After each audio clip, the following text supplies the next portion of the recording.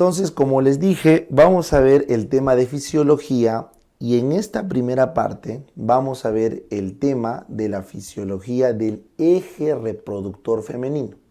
El eje reproductor femenino. Pero este eje tiene componentes. Entonces, lo primero que vamos a revisar es el componente del sistema nervioso central. O sea, cómo el eje arranca acá. Concretamente, la pulsación de GnRH. ¿Ya? Bien, entonces, lo primero que tenemos que entender es que el sistema nervioso central controla todo el eje, controla todo el eje endocrino de mecanismos o de formas que todavía no se conocen por completo. No se conocen por completo. Lo que sí sabemos es que esta regulación principalmente recae en el hipotálamo, ¿correcto? Concretamente en el hipotálamo recae en el núcleo arcuato, ¿correcto? Que es el núcleo más importante donde se libera la GnRH.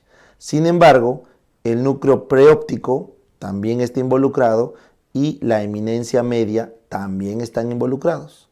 Así que dentro de la neuroanatomía que ustedes deben recordar es esto, para el control de la pulsación de la GnRH. Entonces, a todo esto les traigo acá el modelo más o menos aceptado, ¿no?, de cómo opera este sistema nervioso para controlar la pulsación de GnRH. Entonces, supongamos que esta célula que están viendo acá, esta es la célula liberadora, la que produce la GnRH. Esta es la célula que produce GnRH, ¿correcto? Entonces, acá va a empezar a liberar estos puntitos que le estoy poniendo acá. Vamos a decir que esto es la GnRH, ¿correcto? Bien. Entonces, dicho sea de paso, vamos a conversar un poquito. ¿Qué es la GnRH? La GnRH es un polipéptido de 10 aminoácidos, ¿correcto? De 10 aminoácidos, que suele liberarse en pulsaciones, como les dije, y principalmente el núcleo que la produce es el núcleo arcuato, ¿ya? El núcleo arcuato. Entonces, digamos que todo esto que estamos poniendo por acá son las influencias del núcleo arcuato. ¿Listo? Pero también se ha visto que hay hormonas reguladoras. Entonces, esta GnRH de esta neurona es liberada por unos estímulos, correcto, que llegan del sistema nervioso central, como les digo, de áreas que no conocemos. Y de un momento a otro empieza a pulsar y arranca la pubertad. Eso es lo que todavía no se conoce. Se piensa que inclusive esta estimulación del sistema nervioso central tiene influencias medioambientales, culturales, porque hay niñas que empiezan su pubertad antes que otras en función de la geografía o de la cultura de la cual es cada una. Entonces ahí hay mucho todavía que saber. Pero esto es lo primero que quiero que tengan claro. ¿Y por qué? Ojo, cuando nosotros explicamos en teoría, no lo hacemos por gusto. ¿Por qué me interesa que sepan esto? Porque las amenorreas de cuarto compartimiento justamente recaen acá, en problemas a nivel del sistema nervioso central. Y es por eso que son tan variadas. Y es por eso que tienen múltiples causas. Porque obviamente no conocemos bien este mecanismo. ¿Ya? Bien. Lo que sí nos han preguntado es lo siguiente.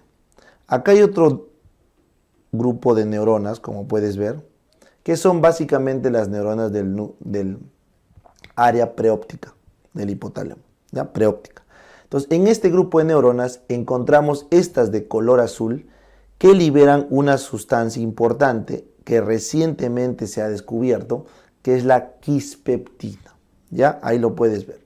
La quispeptina, que ven acá, es un regulador de la pulsación de GnRH, porque se ha demostrado que la pulsación de quispeptina coincide con la pulsación de GnRH. Así que primer regulador que deben recordar para la pulsación de la GnRH es la quispeptina, ¿ya? El sistema de quispeptina. Y el otro, que es más clásico y más conocido, son estas neuronas pequeñas que liberan noradrenalina. La noradrenalina estimula la secreción de GNRH, ¿ya? Mientras que otras neuronas, vamos a poner por acá, esta de acá, la dopamina inhibe la pulsación de GNRH. Entonces, dentro de los neurotransmisores sencillos, noradrenalina estimula, dopamina inhibe, ¿ya? Pero la quispeptina, eso es un neuropéptido más complejo de regulación, Bien, bueno, ¿y esto a dónde va? Entonces, el producto final es, sea cual fuera el estímulo del sistema nervioso central, que no lo conocemos bien, más la regulación del sistema quispeptina, más la inhibición dopaminérgica o la estimulación noradrenérgica, el resultado final es que se libera GNRH en pulsos. Ahí está. Y al liberarse en pulsos, actúa en esta célula. Esto que están viendo acá, esto vamos a llamar, esto es una célula en la hipófisis. Célula hipofisiaria. Y esta célula en la hipófisis tiene dos receptores, tiene los receptores acoplados a proteína GQ y acoplados a proteína GS, que eso no nos interesa ahorita, pero ambos tipos, el GQ y el GS, interactúan en función de la pulsatilidad de la secreción para transcribir o bien FSH o bien LH. Entonces, si tú te preguntas, ¿cómo es que se llega a liberar FSH y LH por la GNRH? Se hace a través de un juego con dos receptores acoplados a proteína G, el GQ y el GS, que en función de la pulsatilidad, cuán más o menos pulsa, en función de eso se libera LH o FSH. ¿Correcto?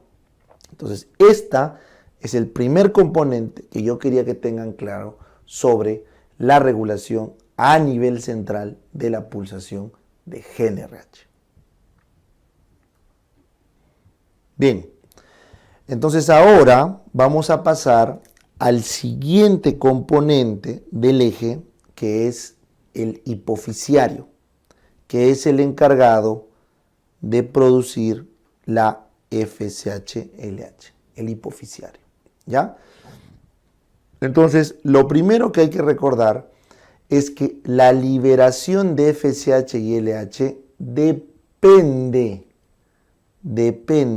de la pulsación de GNRH. O sea, no depende de la cantidad, sino de la pulsatilidad. ¿Me entienden? Entonces, como ustedes pueden ver, la GNRH en este gráfico se está pulsando con menor frecuencia acá, con mayor frecuencia acá, pero con un nivel de esa intensidad. Acá se está pulsando con mucha menor frecuencia, pero con un nivel mayor. Y acá se está pulsando con una menor frecuencia y con un nivel similar. Entonces, esos cambios de la pulsatilidad van a determinar cuánto se libera de FSH y LH. ¿Correcto? Ahora, esto es si lo vemos en un tramo de tiempo t. ¿Correcto? Pero ¿qué pasa si lo veo en un tramo de tiempo t mayúscula? O sea, en más largo. Entonces se nota que a lo largo de la vida de la mujer, la pulsación de la GNRH en la infancia es la misma o similar a la de la pubertad en adelante. Entonces, es por esa razón que las mujeres hasta los 12 meses de vida y los varones hasta los 6 meses de vida, durante su primera infancia, terminan secretando FSH-LH, o sea, pulsan GNRH y liberan estas hormonas. Y eso te va a explicar por qué hay niñas que pueden tener un poquito de desarrollo mamario cuando son lactantes, hasta inclusive a veces producen un poco de secreción. No debe asustar porque eso es netamente algo fisiológico. Pero luego algo ocurre en el sistema nervioso que no queda claro, que se empieza a silenciar el eje. Entonces, durante la niñez prácticamente no hay pulsación de GNRH. Y luego, por otras razones que tampoco conocemos bien, que les expliqué hace un rato, aparece nuevamente la pulsatilidad y se inicia la pubertad. Entonces, en este juego parece que esta pequeña glandulita que está en el epitálamo, que es la glándula pineal, parece que esa glándula pineal tiene un papel importante. ¿En qué, profe? En el inicio de la pubertad. Pareciera que la pineal es una glándula que está constantemente inhibiendo la pulsación de la GNRH y luego en la pubertad deja de inhibirlo. Es una teoría, ya no es algo 100% confirmado, pero esta glándula es muy importante porque se ha visto que la patología de esta glándula genera pubertad precoz isosexual. ¿Ya? Pubertad precoz isosexual. Isosexual se refiere a que es del mismo sexo de la persona. ¿Ya? Ojo al dato. Bien, entonces ahora vayamos a lo que nos interesa, que son la FSH y la LH. Entonces, estas glicoproteínas son importantes, ¿ya? Son importantes. ¿Por qué? Porque básicamente son las que van a comandar por completo toda la función del ovario, ¿ya? Eso deben recordar. Entonces, la FSH, correcto, es parecida a la LH en la subunidad alfa, ¿correcto? Lo que las diferencia es la subunidad beta. Lo que diferencia estas dos hormonas es la subunidad beta, que es específica para cada uno, ¿ya? Muy bien. ¿Qué otro dato tienen que saber? La FSH tiene un mayor tiempo de vida media que la LH. Tiene un mayor tiempo de vida media. Y ese tiempo de vida media mayor hace que la relación FSH-LH sea de 2:1. O sea, hay el doble de concentración de FSH por la de LH. Entonces, más o menos esto lo vamos a evidenciar acá. La relación es 2:1, ¿correcto? 2 de concentración de FSH versus 1 de concentración de LH. ¿Bien? Correcto. Entonces, vamos con las funciones. ¿Cuál es la función de la FSH? Como su nombre lo dice, es una folículo estimulante. O sea, estimula a los folículos del ovario a producir el estrógeno, porque la FSH ayuda a la aromatización de la testosterona. ¿Está bien? Entonces, toda la testosterona y los otros andrógenos ováricos se tienen que aromatizar hacia estrógenos. Entonces, la FSH, como ves, cuando aumenta, como estás viendo acá, cuando aumenta, se le acompaña inevitablemente un aumento de este de acá, que es el estradiol ovárico. Entonces, la FSH ayuda a producir estradiol ovárico, como aumentando la aromatización, ¿correcto? Y también reclutando folículos. Vamos a ver eso más adelante en el ciclo ovárico. Entonces, esto de acá, lo normal es que a medida que aumenta la los estrógenos, a medida que aumenta la producción de estrógenos, por un feedback negativo, tiene que haber un feedback negativo, la FSH va a caer, como ves ahí, va a caer, es lo normal. Estamos en el momento del feedback negativo. Estamos en el momento del feedback negativo. Sin embargo, y acá hay un dato muy importante, en el ciclo hormonal de la mujer ocurre una excepción en toda la fisiología endocrinológica. ¿Cuál es la excepción? Que espontáneamente, debido a la concentración de estrógenos que se alcanza en este punto, ¿correcto? Que más o menos es alrededor de 400 picogramos, en ese punto, arriba, la hipófisis, donde se produce la FSH, hay un cambio de los receptores y se altera y aparece un feedback positivo. Como ves acá, un feedback positivo, que lo voy a pintar expresamente de color, vamos a usar acá un dorado.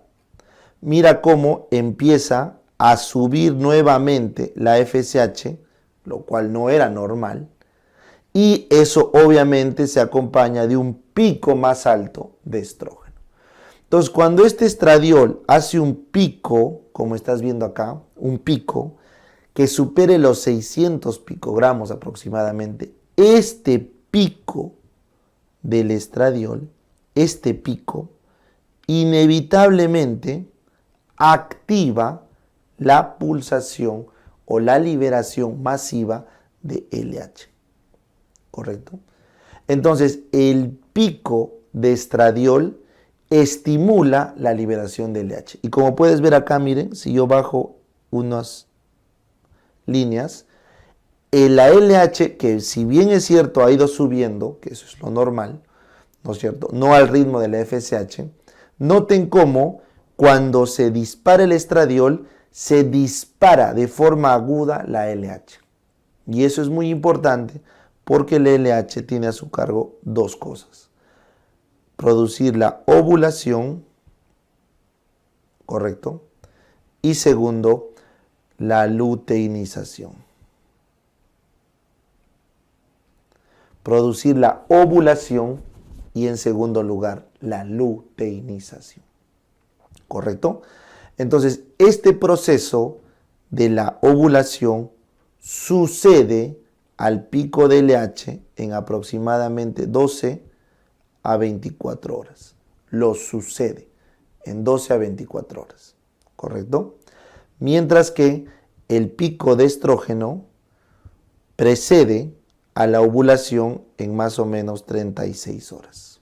Es el tiempo que se demora en aparecer la ovulación después del pico de estrógenos. Entonces recuerden, el gran responsable del pico de LH y por ende de la ovulación es el estradiol, que ocurre 36 horas antes de la ovulación.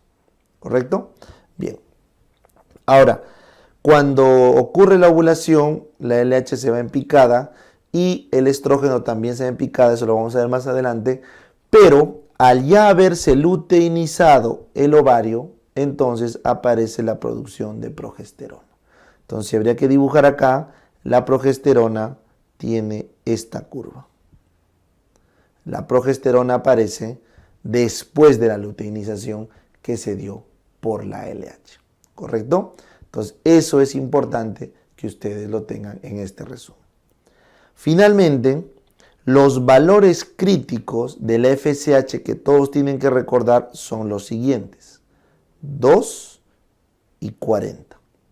Si la FSH está en menos de 2, diremos que hay hipogonadismo hipogonadotrófico, o sea, no hay FSH. Y si la FSH está en más de 40, diremos que hay una falla o insuficiencia ovárica. Y por ende no hay un feedback negativo con la hipófisis y se está disparando la FSH.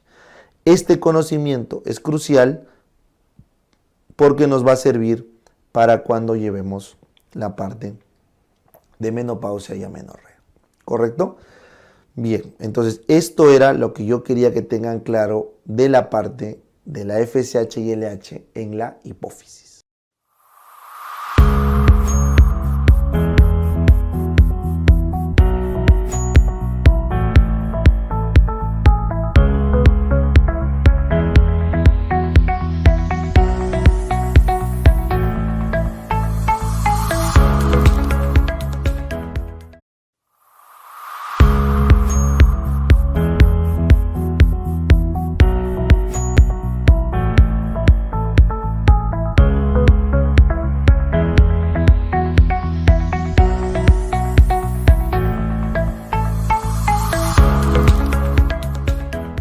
Bien, entonces ahora que ya hemos visto toda la parte de arriba central, vamos a concentrarnos en lo que es el ciclo ovárico, ¿ya? En lo que es la parte del ovario, propiamente dicho, en la gónada, ¿ya?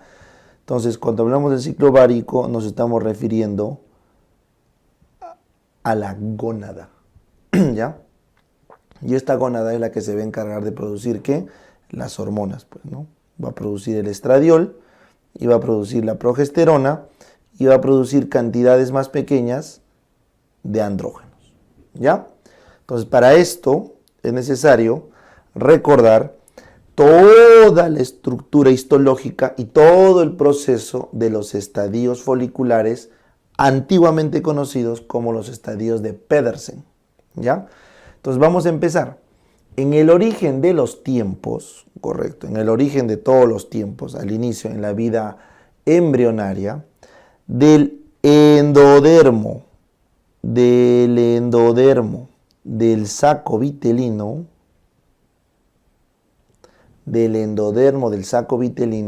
migran estas células germinales.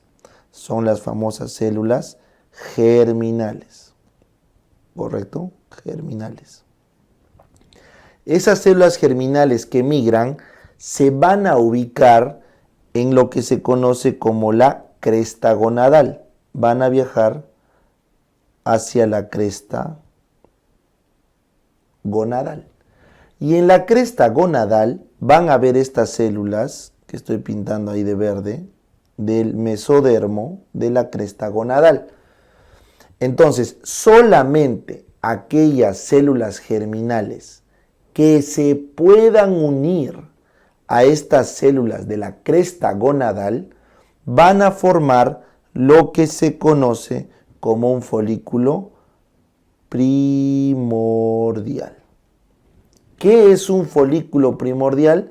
Concretamente, un folículo primordial lo que tiene es adentro una célula germinal y una monocapa plana de células de estroma. ¿De qué estroma? De estroma gonadal. Entonces, una monocapa plana de estroma gonadal más su célula germinal, eso es todo lo que es un folículo primordial. Estos folículos primordiales en los mamíferos grandes, como la vaca, los caballos, los humanos, se desarrollan dentro de la vida fetal por estímulo propio, o sea, por estímulo autocrino y paracrino, o sea, propio, se estimulan y se forma lo que se conoce como folículo primario. ¿Y en qué consiste básicamente? El folículo primario, que vamos a tener estos dos de acá, tenemos dos primarios acá, consiste en un crecimiento y multiplicación o maduración de su estroma, Entonces, esta célula germinal pasa a ser, correcto, esta célula germinal pasa a ser un ovocito primario, ¿ya? Este estroma que habíamos visto acá pasa a ser cuboide, se vuelve un estroma cuboide, como están viendo acá. Y cuando pasa acá a tener múltiples capas cuboides, multicapa,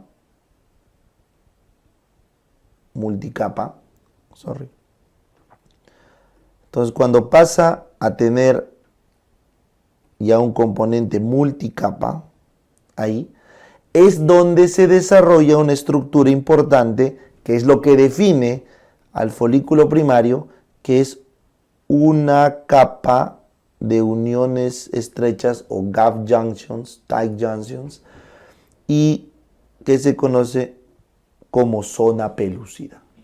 Entonces, el desarrollo de la zona pelúcida es un componente importante en la maduración del folículo primario. Noten que este folículo primario sigue siendo o sigue estimulándose por mecanismos autocrinos y paracrinos. ¿Ya? ¿Entendieron?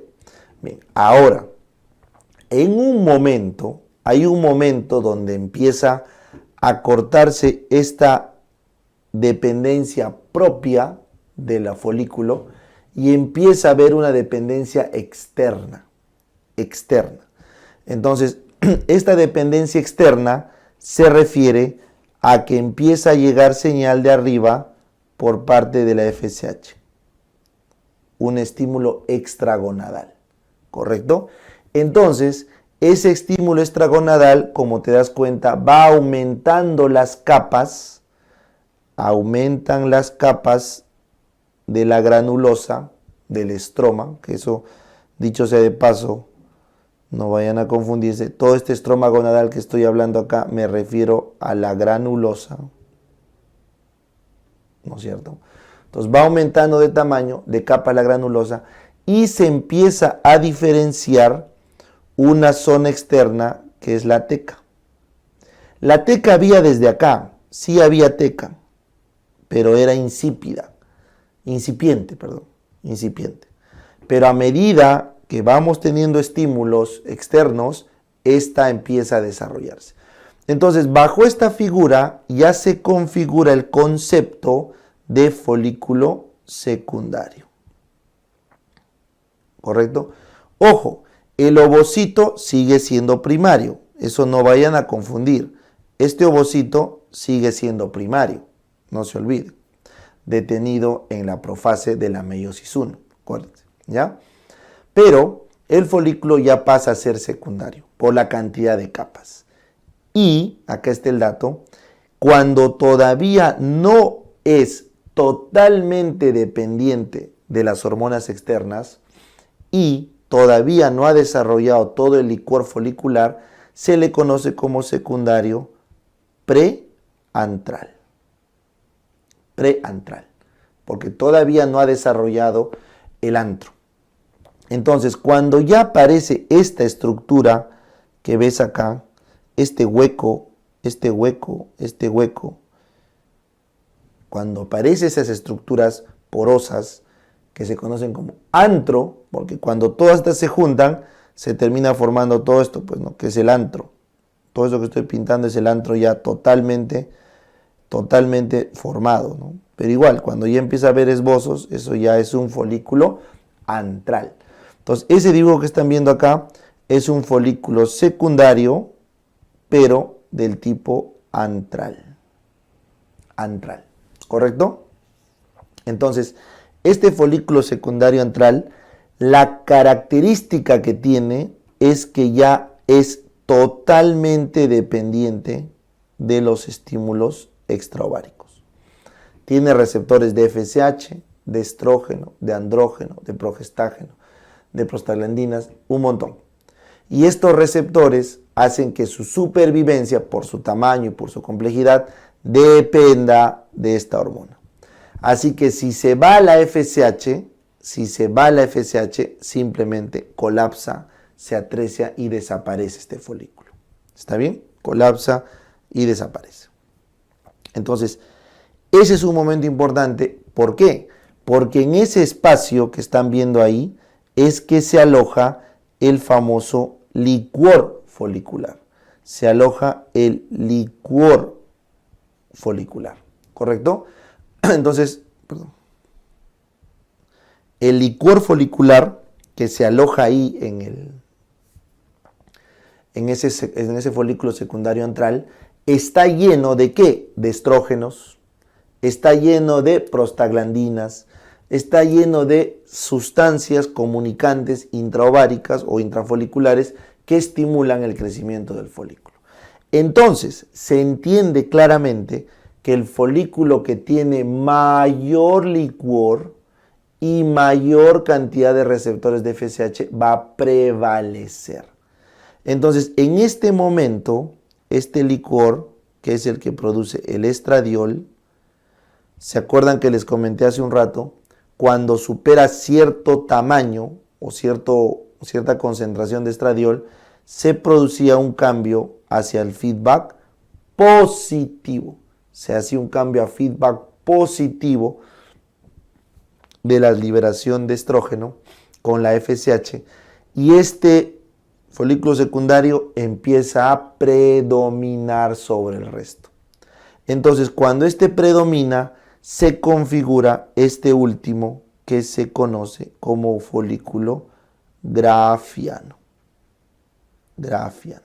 Hay varios y dentro de esos grafianos, algunos se diferencian y se llaman los preovulatorios. ¿Por qué se llaman preovulatorios? Porque son los que están próximos a ovular. Y lo normal es que solo sea uno en toda una cohorte de folículos. El folículo grafiano maduro o preovulatorio, o algunos lo conocen como terciario grafiano. Entonces, ¿cuáles son sus características? Primero, el antro bien desarrollado, lo primero. Lo segundo, hay una corona radiada alrededor del ovocito. Lo tercero es que el ovocito, unas horas antes de la ovulación, producto de la LH, este ovocito completa la meiosis 1 y se vuelve ovocito secundario, que se detiene en metafase 2, ¿correcto? En metafase 2. Entonces, este ovocito secundario, ¿correcto? Ya indica que ha habido pulsación de LH y este ya viene a ser el folículo grafiano que va a ovular. Tercer componente, existe esto que ven acá, que es el cúmulo óforo, que es la cumbre donde está el óforo, el cúmulo óforo, que es una conexión. ¿Y por qué es importante ese cúmulo óforo? Porque ese cúmulo óforo, cuando se rompe, se libera, sale la corona radiada con el folículo para la ovulación. ¿Ya? ¿Qué más? La teca, como ves acá, la teca se ha dividido en teca interna y también tenemos una teca externa. O sea, tenemos teca interna que tiene más función hormonal y una teca externa que tiene más función de protección. ¿Correcto? Y bueno, cuando ocurre esto es inevitable la ovulación. En la ovulación, producto del LH, ocurren tres cosas básicamente. Aumenta la presión intracanalicular, o sea, aumenta la presión acá dentro del antro, aumenta, ¿correcto? Aumenta. ¿Qué más? Se rompe un pedazo de la granulosa, hay un estigma por donde va a salir. Y tercero, se completa la meiosis 1 y pasa a meiosis 2. Todo eso ocurre en el proceso de la ovulación y como están viendo acá, este dibujo ya es el momento exacto donde ocurre la ovulación. La ovulación entonces tenía tres mecanismos. ¿Cuáles eran? El aumento de la presión intracanalicular, la ruptura de la granulosa o el famoso estigma ovárico y tercero, el paso de la meiosis 1 a la meiosis 2 en el ovocito. Todo eso es producto de ¿quién? ¿Culpa de quién? De la LH. ¿Listo? Bien.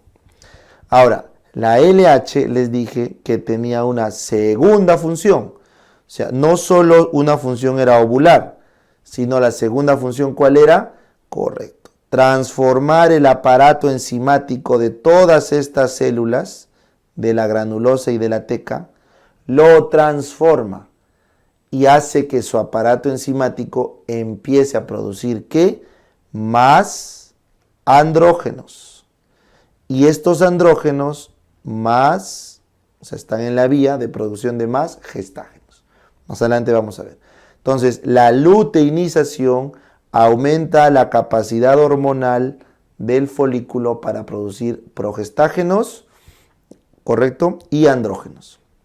Obviamente, los andrógenos son aromatizados estradiol, pero muchos de ellos no son aromatizados y se liberan andrógenos. Pero lo más importante es que empieza la producción neta de progesterona. Entonces, todo esto que están viendo acá, lo voy a pintar de verde. Verde significa que ha sido luteinizado por la LH. Entonces, lo vamos a llamar el famoso cuerpo lúteo. El famoso cuerpo lúteo. Se llama cuerpo lúteo porque está llenecito de colesterol. Y ese colesterol le da un aspecto amarillento. Por eso le llaman lúteo. ¿Ya? Amarillento. Se ve bien amarillo. ¿Ya? ¿Y qué características tiene? Bueno, ese pico de progesterona demora más o menos 7 días en ocurrir, hasta llegar al pico de producción de progesterona. Pero el cuerpo lúteo solamente vive 14 días más menos 36 horas. Es su tiempo de vida media. Y luego de eso muere por apoptosis programada. Entonces, como te darás cuenta, desde el momento de la ovulación hasta la muerte del cuerpo lúteo ocurren 14 días. Por eso toda esta fase, correcto, que es la fase lútea, tiene un tiempo definido, que son 14 días. La fase lútea es definida. Mientras que toda la vuelta de acá atrás, toda esta fase de acá para atrás, toda esa vuelta, ¿no es cierto? Toda esta fase de acá es simplemente la fase folicular, que es variable entre cada mujer. Entonces recuerden, la fase lútea es estable, es constante y dura este periodo de tiempo, que es lo que vive el cuerpo lúteo. Y el resto de la fase preovulatoria, o sea, la folicular, ya esa fase depende de cuánto demore en madurar cada folículo. Y es la parte variable del ciclo de cada mujer. ¿Ya?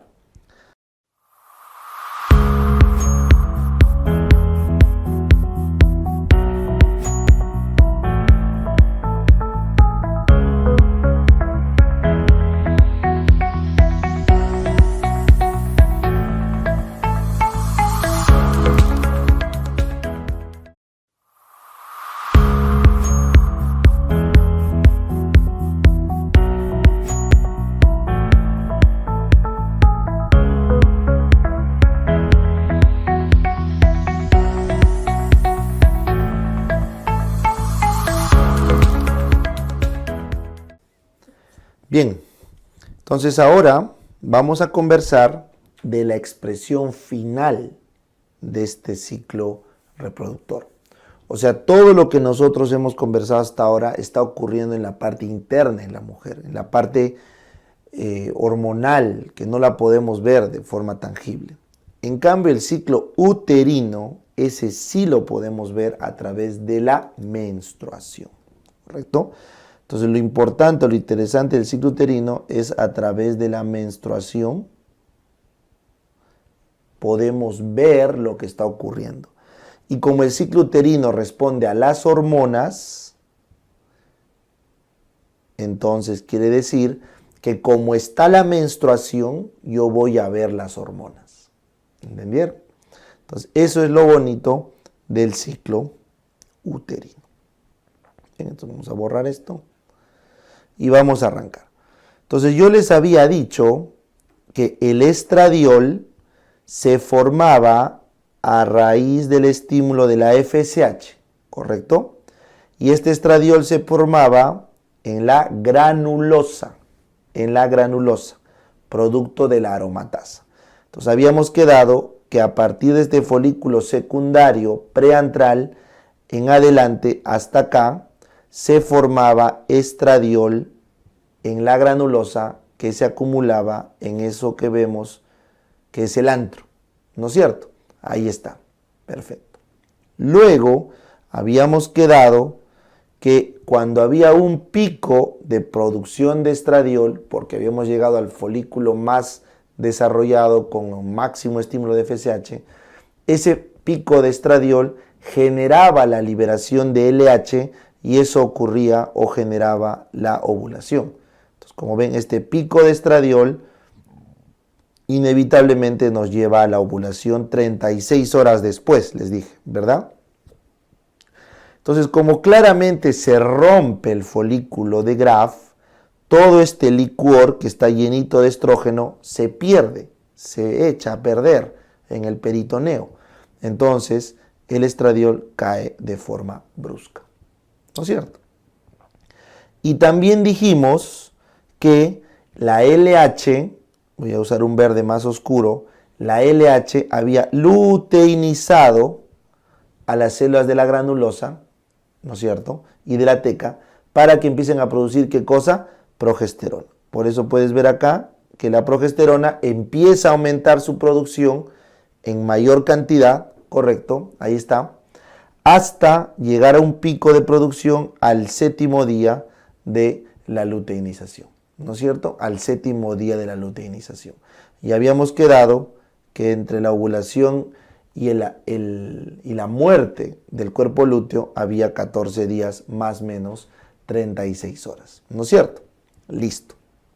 Entonces, eso es la forma como las hormonas responden al ciclo ovárico que les dije. Ahora, si es que se muere acá el cuerpo lúteo ya no lo tenemos, ya no hay cuerpo lúteo. Entonces, ¿qué es lo correcto? Lo correcto es que tanto la progesterona como el estrógeno caigan. Ahora, alguien se pregunta, ¿de dónde se produce este estrógeno? Ojo, este estrógeno también se produce del cuerpo lúteo, por si acaso. Algunas de estas células, les dije en la diapo anterior, producían estrógeno, estradiol, y la gran mayoría de ellas eran las que producían progesterona. ¿No es cierto? La gran mayoría de ellas producían progesterona. Entonces, de esa forma, se mantiene la producción a través de la granulosa y de la teca luteinizadas tanto de progesterona como de estradiol. E2, ¿correcto? Bien, entonces eso que están viendo ahí es la continuidad hormonal de lo que habíamos visto en el ciclo ovárico. Pero eso, ¿cómo se puede evidenciar a través de las células endometriales del útero? ¿Cómo? Entonces acá está, mírenlo. Eso que están viendo ahí es un ciclo uterino, ¿ya? El útero está conformado, como ves acá, o sea, la histología, tiene un perimetrio, un miometrio y un endometrio. Entonces, esto que están viendo acá es el endometrio, ¿correcto? Esto es el endometrio. ¿Listo? Ya, ese endometrio concretamente tiene la parte del epitelio, todo esto que estás viendo acá es el epitelio, y esto que voy a pintar acá abajo es el estroma, ¿correcto? Este es el estroma, es una esponjita, una base que le hace nutrición, ¿a quién? Al epitelio, al epitelio endometrial. Ahora, ¿cómo es el epitelio endometrial? Ustedes tienen que saber que el endometrio es una monocapa de células cilíndricas. Es una monocapa de células cilíndricas. ¿Está bien? Que obviamente se va haciendo tortuoso y al final se vuelve como una esponja. Entonces, para que tengas una idea, agarra un hilo.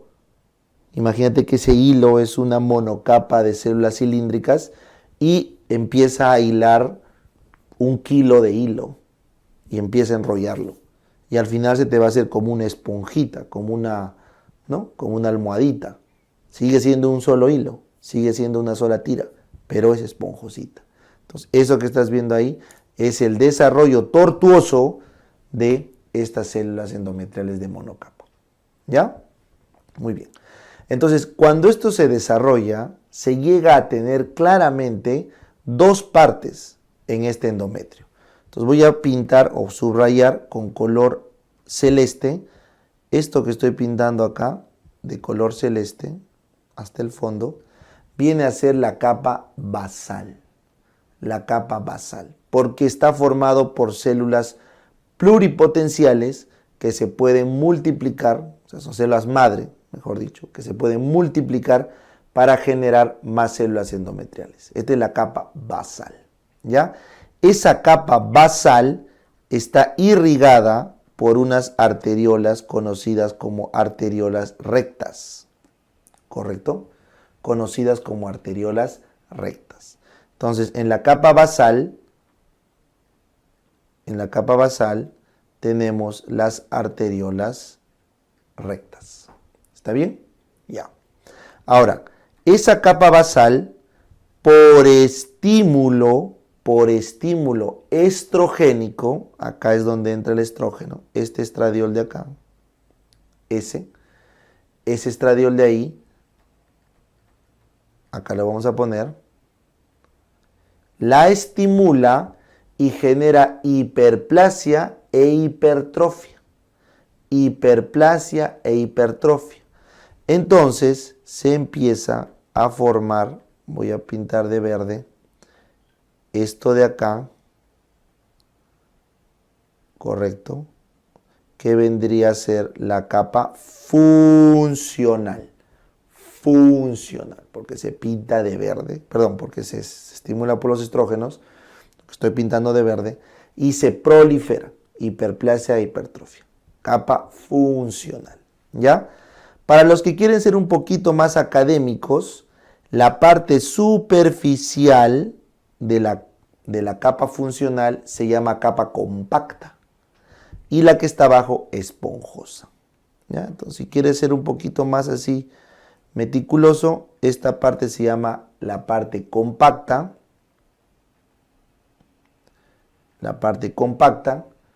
y acá abajo es la parte esponjosa. Esta que está acá abajo es la parte esponjosa, ¿ya?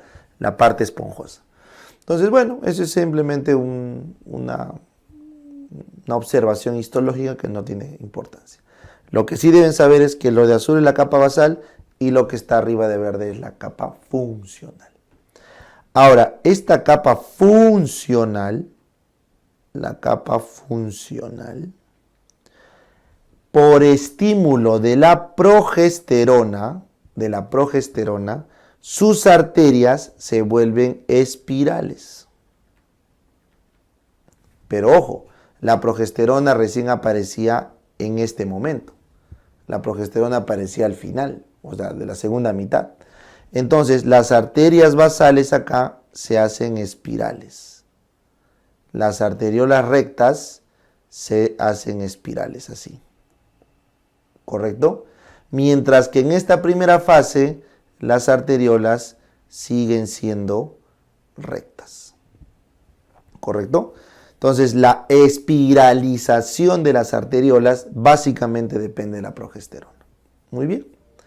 Ahora, si tú te das cuenta, ocurre algo en este momento,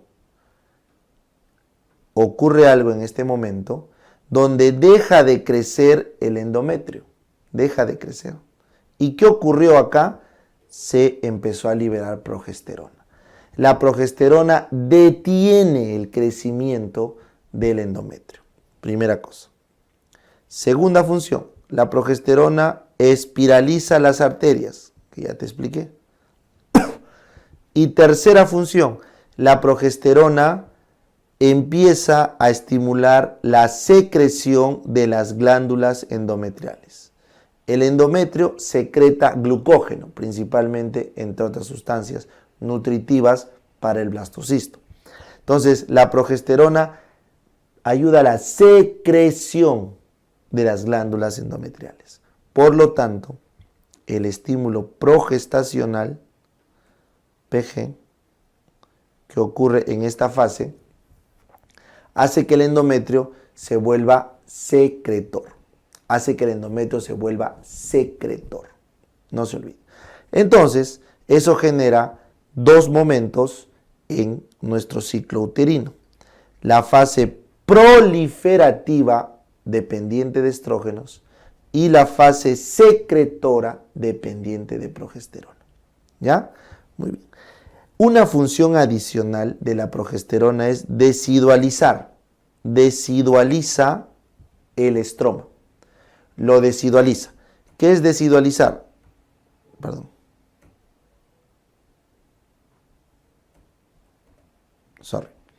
¿Qué es desidualizar?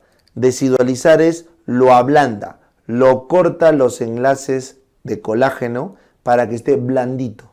¿Para qué está blandito? Para cuando venga la implantación. ¿Ya? Entonces la progesterona desidualiza este estroma, lo hace blandito. ¿Ya? Esa es su función. Obviamente con el tiempo, no es inmediato. Entonces para eso requiere que persista el cuerpo lúteo para poder desidualizarlo bien. ¿Listo? Correcto. Entonces, ¿qué ocurre si es que nunca llega un blastocisto a implantarse? Porque no ha habido embarazo. Entonces, simplemente el cuerpo lúteo en 14 días dijimos que muere. Y al morir, entonces las hormonas caen en picada de forma brusca. Por apoptosis del cuerpo lúteo caen las hormonas.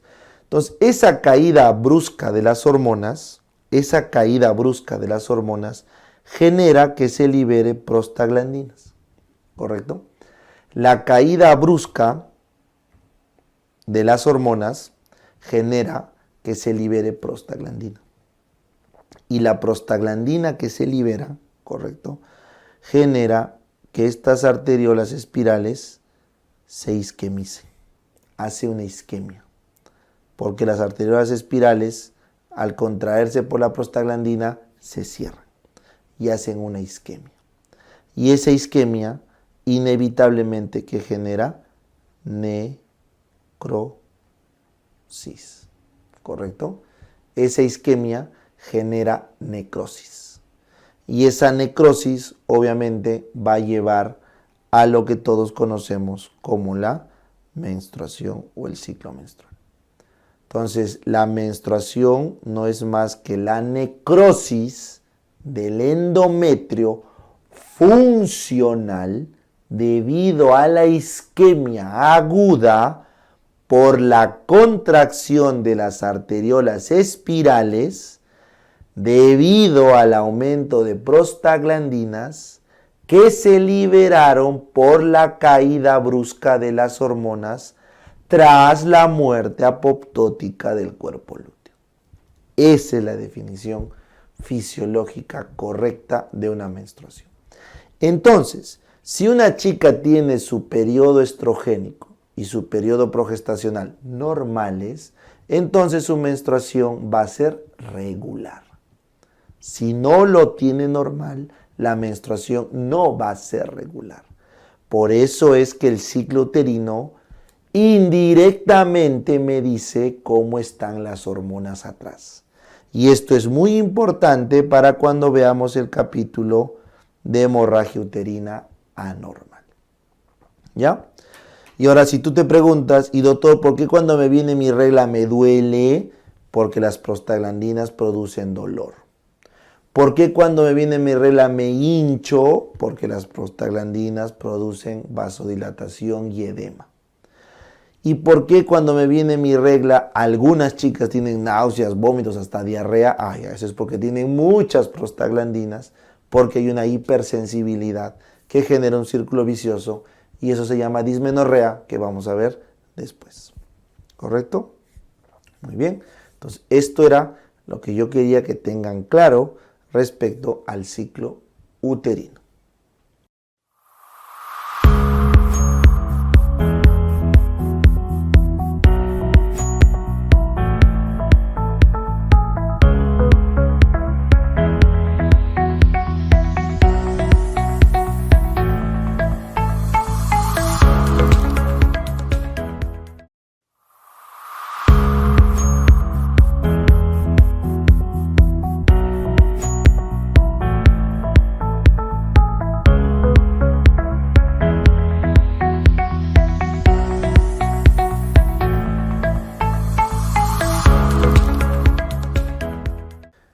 Listo.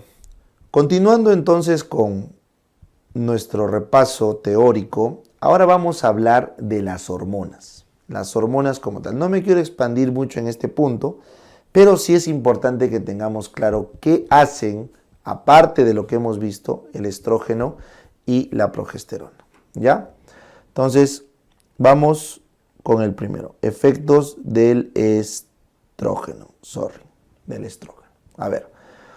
Primera cosa, los estrógenos, recuerden que como todo ciclo hormonal, van a hacer un feedback negativo arriba, ¿correcto? Entonces van a hacer un feedback negativo con FSH y LH. Pero eso habíamos quedado que ese feedback era cuando había concentraciones, ¿correcto?, menores a 400, ¿no es cierto? Cuando había concentraciones menores a 400. En cambio, ¿qué pasaba cuando había concentraciones mayores?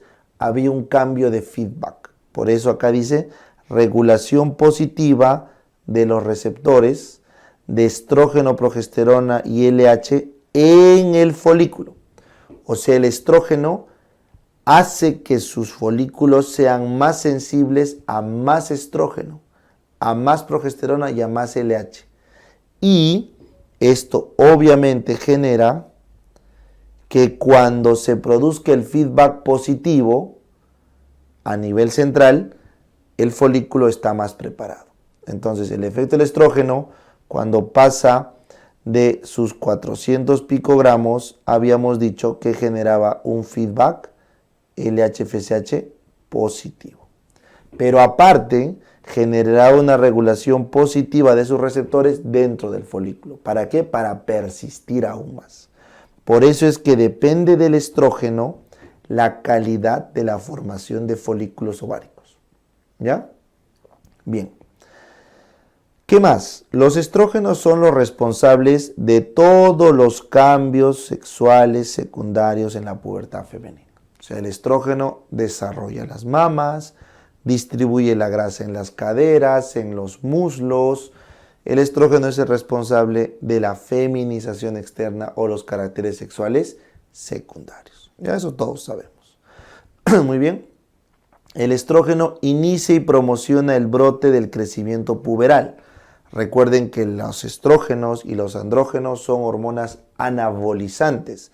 Entonces van a impulsar el crecimiento de órganos, sobre todo del aparato locomotor. En cristiano, creces. Tus estrógenos te hacen crecer. ¿Ya? Sin embargo, los estrógenos también aceleran el cierre de la placa de crecimiento epifisiario.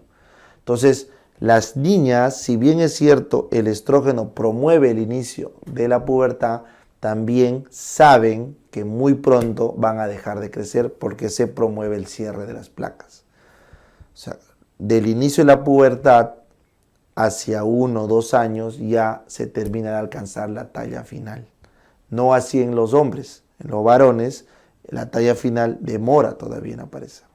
¿Ya? O sea, en llegar. Eso lo ven en pediatría.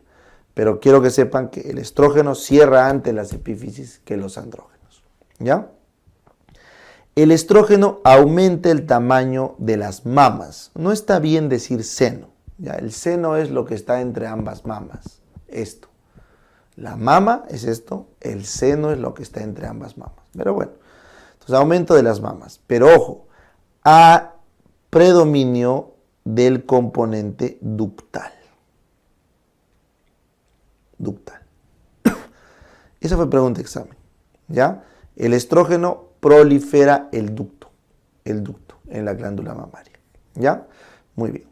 El estrógeno también ayuda a sostener el embarazo, básicamente a través del estriol, pero no se olviden que el estrógeno del tipo estradiol en dosis altas es teratogénico. Es teratogénico. ¿Ya? Bien.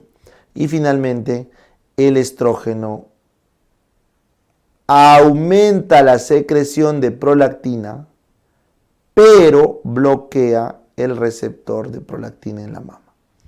Este conocimiento es clave. Tienen que tener claro este conocimiento. El estrógeno aumenta la secreción de prolactina, o sea, hace que se produzca más prolactina, pero no deja que la prolactina actúe en la mama, bloquea el receptor. Por eso es que la mujer cuando está gestando está volando en prolactina, pero no bota leche. Pero apenas sale la placenta, ya no hay el estrógeno placentario, se liberan los receptores de prolactina para producir leche. ¿Ya? Es importante ese conocimiento. Bien, ahora vamos al otro lado. ¿Qué hace la progesterona? La progesterona básicamente hace un feedback negativo con la FSH y LH durante la fase lútea. Y eso es importante. ¿Por qué? Porque de esa forma evitas cualquier otro tipo de ovulación. O sea, imagínate que estás... Perdón. Está muy sensible mi tablet. Bueno, imagínate que tú estás en plena ovulación, terminó tu ovulación, estás en plena implantación de tu blastocisto y vuelves a ovular, ¿no? Como si fueran los perritos, pues, ¿no? Los perritos tienen una cría de un perrito, otra cría de otro perrito, la otra cría de otro perrito, o sea, tiene multifetación o polifetación. Muchos fetos de diferentes padres. Así son los perritos y otros mamíferos inferiores. El humano no. El humano solamente ovula una vez y no puede sobre eso superfetar. O sea, el humano es raro la superfetación. No hay superfetación en el humano, es rarísimo. Puede haber, pero es raro. ¿Y a qué se debe eso? A la progesterona. O sea, la progesterona, su principal función es hacerle feedback a la LH y de esa forma no generar otra ovulación. ¿Y por qué les explico tanto esto? Porque este es el mecanismo principal de los anticonceptivos. Los anticonceptivos lo principal que hacen es anovulación central por efecto de la progesterona. Eso deben recordar. ¿Ya? Muy bien. Luego, la progesterona espesa el moco cervical. Hace que el moco del cérvix se haga denso, se haga poco filante y por lo tanto los espermas y las bacterias ya no pueden pasar. Prácticamente la progesterona ha sellado el útero, porque la única comunicación del útero con el exterior es obviamente el cuello. Pero la progesterona lo ha bloqueado, lo cerró, ya no hay opción. Entonces, esa producción de moco cervical espeso es clave también para el mecanismo anticonceptivo del gestágeno. Es clave, ¿ya? Dicho sea de paso, el estrógeno dilata el moco, le aumenta la filancia, lo hace más fluido, lo hace más amigable para los espermas. El estrógeno lo hace más amigable, mientras que la progesterona hace todo lo contrario. ¿Ya? Bien. Y obviamente la función de oro de la progesterona, y lo voy a poner con rojo, es mantener el embarazo, ¿no? Mantener el embarazo. Hace diversas cosas para mantener el embarazo, que ya lo han visto en obstetricia. Sin embargo, la que yo quiero que recuerden es disminuir la respuesta celular para generar tolerancia. Cuando alguien está gestando, baja su inmunidad celular y aumenta su inmunidad humoral. Y esto me interesa mucho, para que sepas que las enfermedades autoinmunes de tipo celular, como la artritis reumatoide, bajan con la gestación. Mientras que las enfermedades autoinmunes de tipo humoral, como la miastenia gravis, sube con la gestación, porque hay un cambio en el perfil inmunitario de las mujeres. Porque el feto y la placenta son cuerpos extraños, porque tienen el material genético del padre. Es un extraño. Entonces, tu placenta es un alien para tu cuerpo, pero tu progesterona te inmunosuprime, sobre todo localmente, para tolerar esa placenta. Eso es una evolución muy, muy, muy importante en los mamíferos, eso de tolerar tejido ajeno, en el caso del macho, dentro de la hembra. Eso es evolutivamente positivo, porque permite mucha mayor adaptación a los cambios, y hay un montón de teorías que este proceso fue gracias a millones de virus que lograron adaptar a los mamíferos a esa tolerancia de cuerpo extraño. Es bastante interesante, ¿ya? Por eso es que las preeclampsias o las mujeres que tienen abortos por problema placentario, lo más probable es que no toleren los genes de su esposo, de su marido, de su pareja, lo que fuera. Y quizá con otra pareja sí puedan tener hijos, porque es un rechazo a los genes del marido, del esposo, de la pareja. Y eso que es importante, porque es evolutivo. ¿Qué tal si mis genes con los tuyos van a dar lugar a un producto malogrado, a un producto fallado? Entonces la naturaleza dice, no, acá no se pueden reproducir. Estos genes son incompatibles. Y la mujer rechaza la placenta del varón, que es full su componente genético, ¿ya? Y viceversa, ¿no es cierto? Cuando hay buena conexión inmunológica, la implantación es pareja y simplemente no lo saca nadie esa placenta, ¿no? Bien. Siguiente función. La progesterona aumenta también las mamas, pero no es el componente ductal. Lo que predomina en la progesterona es el componente lobulillar. ¿Y por qué, profe? Porque la progesterona principalmente aparece al momento de gestar. Entonces la progesterona lo que busca es desarrollar el ovulillo que produce leche. En cambio el estrógeno desarrolla el ducto, porque el ducto es la base germinativa del ovulillo. Entonces el estrógeno en la pubertad desarrolla los ductos para que luego se arboricen con la progesterona. Es como un árbol, primero los tallos, luego las flores o las hojas. ¿Ya? Muy bien. Y finalmente, dato importante, la progesterona aumenta la temperatura hasta en casi 1 grado. la temperatura se aumenta entre 0.5 a 0.8. ¿Correcto? Aumenta la temperatura. Obviamente la temperatura basal, ¿no? La temperatura cuando estamos en reposo. Y esto es importante para darnos cuenta si es que estamos o no en una fase gestacional o progestacional posovulatoria. Este es un signo indirecto de que ha habido ovulación, porque solamente puede haber ovulación si es que ha habido progesterona. Entonces, como la progesterona solamente ocurre cuando ha habido ovulación, todos los signos de la producción de progesterona se llama molimia.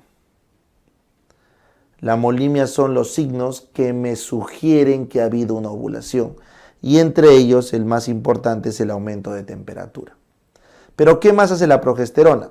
Por ejemplo, la progesterona tiene un efecto de retención de líquidos, ¿correcto? Retiene líquidos. Entonces, la paciente se siente hinchada. ¿Qué más hace la progesterona? Cambia el estado de humor y por eso las chicas en su segunda fase como que tienen cambios emocionales que no lo explican. Es producto de la progesterona. Y así hay una serie de signos y síntomas que refieren a las mujeres después de su ovulación, que se debe la mayoría a la producción de progesterona y se le conoce como molimia. El dolor que sienten en la fosa ilíaca derecha o izquierda al momento de ovular también es parte de esta molimia y es el famoso signo de Milzenberg o dolor de medio ciclo. Es el dolor cuando se ovula. No todas las chicas tienen esa capacidad de sentir ese dolor al momento de ovular, pero algunas sí. ¿Ya? Bien. Entonces, este era un resumen de las hormonas. Ahora, vamos a ver acá dónde se producen y cómo se producen estas hormonas. ¿Correcto? Entonces, lo primero que deben recordar es que el estrógeno y la progesterona son hormonas esteroideas. Por lo tanto, profe, si son esteroideas, tienen que venir del colesterol. Entonces, el colesterol es la fuente para producir estas hormonas. No se olviden que en el caso del feto, la fuente para su colesterol viene de la placenta. ¿Ya? No lo olviden. Bien, en cambio en el adulto, ¿no? La fuente del colesterol viene del hígado y de la dieta. Entonces, este colesterol entra en los órganos esteroidogénicos. ¿Cuáles son los órganos esteroidogénicos? La glándula suprarrenal, los ovarios y los testículos. ¿No es cierto? Son los órganos esteroidogénicos. La placenta también es, el hígado no lo es, pero la placenta también lo es. Y por ahí hay algunos tejidos que pueden producir hormonas. Pero vámonos a los que nos importan. La glándula suprarrenal, los ovarios y los testículos. Entonces, el primer paso clave de colesterol para la vía esteroidogénica es el paso de colesterol a pregnenolona. Este paso de acá es crítico, es clave. Y este es el que es bloqueado por el ketoconazol. Por eso el ketoconazol se usa como un inhibidor de la síntesis de hormonas esteroidogénicas. ¿Ya? Muy bien. Esta pregnenolona, correcto, miren, 21 carbonos tiene la progesterona, por si acaso. Esta pregnenolona rápidamente se transforma en progesterona, como ves acá, de 21 carbonos. Y esta progesterona de 21 carbonos, en el caso de la glándula suprarrenal, sigue su camino para la formación de glucocorticoides. De glucocorticoides y de mineralocorticoides. Eso solo si estaríamos en la glándula suprarrenal. ¿Correcto? Si no estamos en la glándula suprarrenal, si no estamos en la teca, si estamos en la teca y en la granulosa del ovario, entonces si estamos en el ovario, como no tiene el ovario las hormonas para hacer glucocorticoides, las enzimas para hacer glucocorticoides y mineralocorticoides, entonces el ovario, la teca y la granulosa simplemente liberan progesterona. Ya habíamos quedado, ¿no es cierto? Muy bien.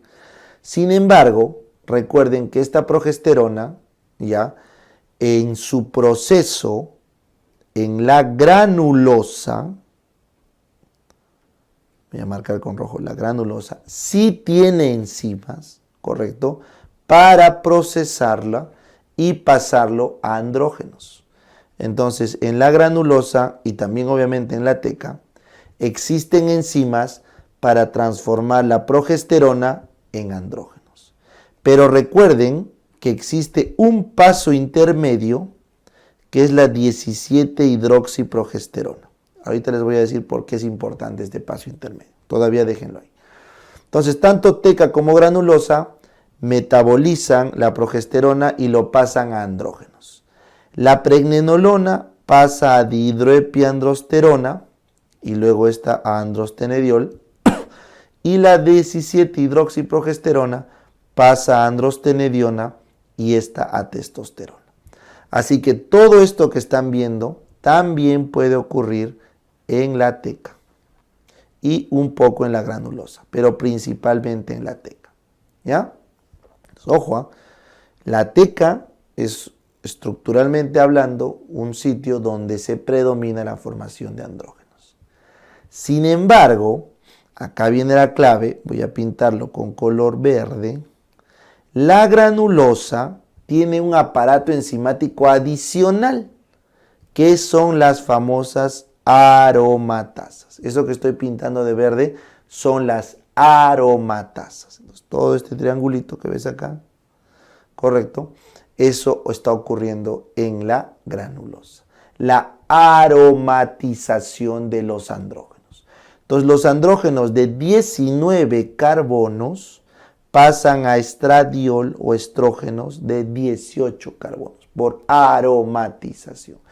Y esta aromatización, que es típica de la granulosa, ya les dije, voy a escribir acá, granulosa, es dependiente de una hormona que les dije que era la FSH. La FSH favorece la aromatización de los andrógenos. Sobre todo, ¿de cuál? De este, chicos. La testosterona ovárica de la teca se aromatiza en estradiol ovárico. La testosterona pasa a estradiol, el famoso E2. Y este E2 es el estrógeno más potente. Tiene 100% de potencia. O sea, es el estrógeno de referencia. Es el estrógeno que hace a las mujeres mujeres. Es el estradiol. Es su superestrógeno. ¿Ya? Entonces, este estradiol, como ven, en dosis normales, fisiológicas, es muy bueno y ayuda al desarrollo normal de la mujer. Pero si este estradiol es dado en exceso, va a generar efectos adversos. Ya, eso vamos a conversar más adelante. Muy bien. Sin embargo, también se puede aromatizar la androstenediona. Lo voy a pintar con otro color verde. La teca llega hasta testosterona. Pero el tejido graso, la grasa, el tejido graso, correcto, existe una aromatasa que agarra a la androstenediona y la pasa a estrona. Entonces, en la grasa periférica, la androstenediona se puede pasar a E1 o estrona, ¿correcto? Ojo, en la grasa periférica no tenemos aromatasa ovárica que forma estradiol. No. Lo que hay es una aromatasa periférica, lipídica, de la grasa, que forma estrona. La estrona es un estrógeno semipotente. O sea, tiene 50% de la potencia del estradiol. No es mucha, pero es lo suficiente como para silenciar a la FSH, o sea, para hacerle un feedback negativo, y es lo suficiente como para favorecer un cáncer de mama. O sea, el estrógeno que se forma en la grasa no es muy bueno desde el punto de vista fisiológico, pero es lo suficientemente malo como para generar bloqueo del FSH central y cáncer de mama o cáncer de útero, ¿no? Porque el cáncer de útero también responde a estrógenos. Entonces, las mujeres obesas tienen mucha estrona y por ende suelen ser infértiles, porque no hay FSH, y tienen más riesgo de cáncer de mama y de cáncer de útero. ¿Ya? Bien. Ahora, en el metabolismo normal de las mujeres, tanto la estrona como el estradiol, ambos, pasan por el hígado y el hígado rápidamente los desactiva. Recuerden que tan solo hay un 1% de hormona libre actuando en el cuerpo. El resto está unido a albúmina, 30%, y un 70% a la globulina ligadora de esteroides. Entonces, ese 1% de estrógeno libre pasa por el hígado y el hígado lo metaboliza a estriol. El estriol es un estrógeno débil. Tan solo tiene un 10% de potencia y por lo tanto no le hace nada a la mujer. No le hace nada. Entonces toda esa estrona y ese estradiol, después de hacer su efecto, es metabolizado en el hígado a estriol. Y oh sorpresa, la placenta también hace esta función. La placenta también transforma el estradiol en estriol. De esa forma, las mujeres que están gestando se alivian, entre comillas, tienen un descanso, entre comillas, un reposo estrogénico. O sea, durante toda su gestación, la placenta les limpia su estrógeno, como el hígado lo hace, y eso les reposa para protegerlas de los cánceres hormonodependientes. ¿Ustedes recuerdan que es un factor de riesgo para cáncer de útero y para cáncer de mama? No tener hijitos. ¿Y por qué? Porque cuando gestas tus hijitos, tu placenta te está limpiando tus estrógenos y te está dando un relax de estrógenos. ¿Ya? No es que sean malos, simplemente es que lo normal es que la mujer geste. Somos animales. No, doctor, ¿cómo usted está? Somos animales. Somos animales altamente evolucionados, con conciencia y todo, pero genéticamente no ha pasado ni 500 generaciones para lo que es el Homo sapiens ahorita, desde que éramos el Homo sapiens original. Y nuestra biología no le alcanza estas 500 generaciones para mutar sus genes y para adaptarse al estilo de vida moderno. En cristiano, tu ovario no está pensando en tu doctorado. Tu ovario no está pensando en tus metas. Tu ovario está produciendo estrógenos a toda máquina porque tiene que reproducirse. Y cuando una mujer no se reproduce, sus estrógenos empiezan a generarle factores de riesgo para cáncer de mama, cáncer de útero. ¿Está bien? Entonces, no es que esta sea la causa, pero es uno de los factores, uno muy importante, la nuliparidad. Y quiero que lo entiendas desde la fisiología. Entiéndelo desde este punto. Es por eso que los anticonceptivos son importantes, porque el anticonceptivo al darte silencias la función ovárica y apagas o bajas tu producción estrogénica. Eso vamos a ver después. ¿Ya? Bien. Siempre cuando se entiende todo, la vida es más fácil, es más lógica. ¿Ya? Muy bien.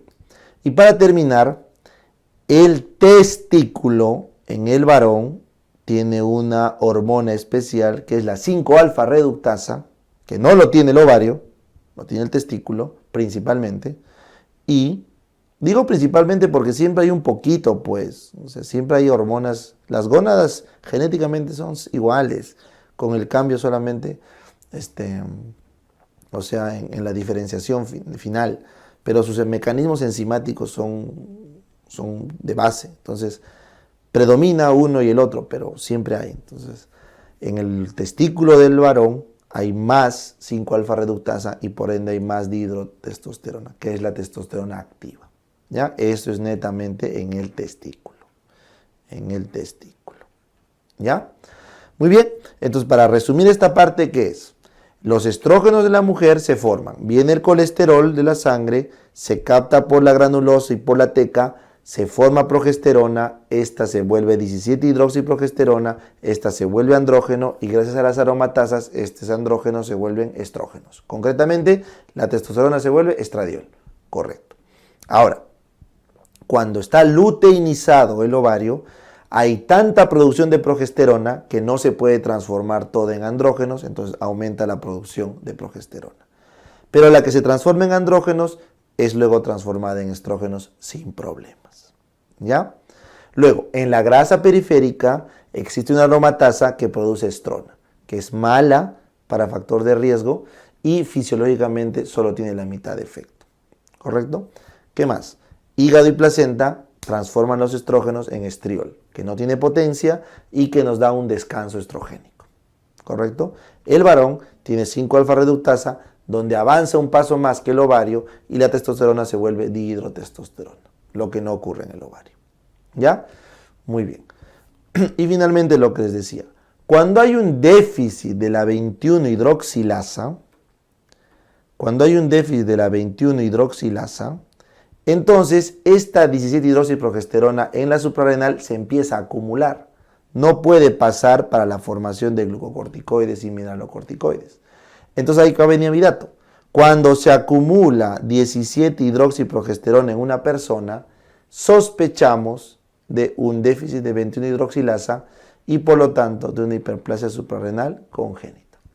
Una hiperplasia suprarrenal congénita producto de esta deficiencia hormonal, que eso se ve en endocrinología, pero que fue pregunta examen, por si acaso. ¿Listo? Bien.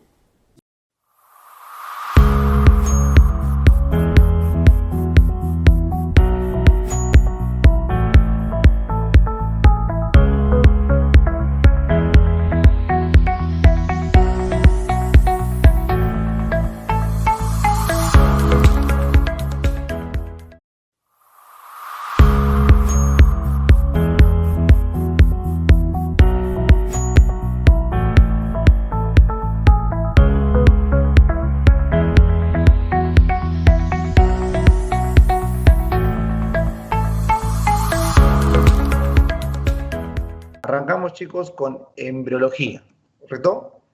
Entonces, primera cosa que tienen que recordar, ¿de dónde vienen las gónadas femeninas? Ahí está, de la cresta gonadal, de la cresta gonadal. ¿Y de dónde vienen las células germinales de las gónadas? Acá, del saco vitelino. Del saco vitelino migran las células germinales. ¿Cuál es la principal diferencia entre ovario y testículo? Acá. Miren la animación. En ovario se desarrolla la corteza. La corteza se desarrolla en el ovario femenino. Y miren a la izquierda en el testículo, la médula. La médula se desarrolla en el testículo. ¿Correcto? Muy bien. Siguiente. Embriología de los órganos genitales internos, o sea, trompas de falopio, útero, cérvix y vagina. Vamos a ver la embriología. ¿Recuerdan de dónde vienen los derivados genitales internos? De los conductos de Müller. Ahí los tienes. Müller o paramesonéfricos. ¿Correcto? Correcto. Eso que ven de azul son los 2 tercios proximales, que como ven van a dar origen a las trompas de falopio. Pero, acá, es el color rojo, el tercio distal da origen al útero, al cérvix y a la cúpula de la vagina. Útero, cérvix y el tercio superior o cúpula vaginal. ¿Correcto? Correcto. Finalmente, el resto de la vagina viene de acá, el seno urogenital.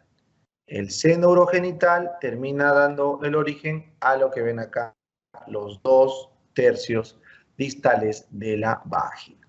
Y obviamente, ¿qué cosa es lo que están viendo acá? Los genitales externos. Los genitales externos. Muy bien. Siguiente dato. De los remanentes del Müller, amarillo, quiste de Morgagni. De los remanentes del Wolff, este que están viendo acá es el conducto mesonéfrico o de Wolff atrésico. Ahí tenemos el color azulito, el quiste de Cobelt, que es el más distal, de color plomito o rosadito, el epóforo, de color naranja, acá el paraóforo, Y acá abajo, al costado en la pared lateral de la vagina, pregunta de examen, el conducto de Gardner, que puede dar origen a los quistes de Gardner. Perfecto. Seguimos. Ahora vamos a la embriología de los órganos genitales externos, ¿correcto? O sea, los labios mayores, los labios menores, el clítoris, el vestíbulo, el introito vaginal. Entonces, ¿de dónde vienen los genitales externos? De lo que están viendo acá es el seno urogenital, y ese seno urogenital se diferencia en 3 porciones. La parte del glande, la parte del pliegue urogenital y la parte de los tubérculos laterales. ¿Ya? Esa parte del glande que ven acá se desarrolla tanto para varón como para mujer. La parte del pliegue urogenital que están viendo acá también se desarrolla para varón y para mujer, pero diferenciado. Y la parte del tubérculo lateral también se desarrolla para varón y para mujer, pero diferenciados. Estos dos se empiezan a diferenciar desde el inicio, mientras que el glande lo hace después. ¿Ya? Muy bien. Entonces, la madurez femenina de este seno urogenital son las estructuras que están viendo acá. El glande termina dando al clítoris, el pliegue urogenital termina dando a los labios menores y el tubérculo lateral termina dando a los labios mayores, ¿correcto? Entonces, si lo vemos en la macroanatomía ectoscópica que ven acá, entonces esto vamos a delimitar la parte, todo esto de acá que son los genitales externos en la mujer, la vamos a ver acá. Esto que está acá atrás, perine, es el limitante de los genitales externos con el ano, es el perine. Acá adelante, ¿esto cómo se llama? El monte de Venus, que es simplemente tejido adiposo del periné superficial. Acá a los laterales, ¿esto qué son? Los labios mayores, que también es tejido graso, con vellosidades, labios mayores. Luego, más adentro, tenemos estos de acá, que no tienen vellosidades, labios menores que tienen origen en el pliegue urogenital. Más arriba tenemos esto que es el clítoris, esto que están viendo acá es el clítoris, con el capuchón del clítoris, con sus pilares y su cuerpo esponjoso o bulbo esponjoso, ¿ya?